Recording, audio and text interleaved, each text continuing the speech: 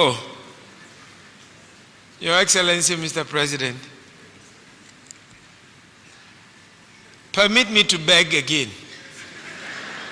Do not let us give unwittingly state approval to that beautiful custom of 8th day.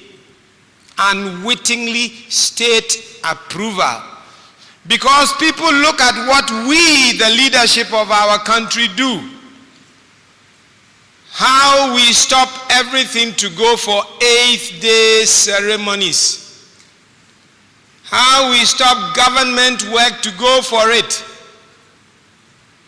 How everything comes to a standstill when somebody dies because of 8th day ceremony. Yes, people look at what we, the leadership of our country, do, and they copy it and even overdo it.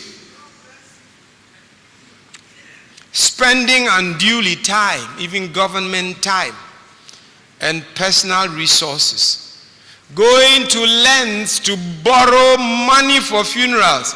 And we all know what happens after lavish funerals.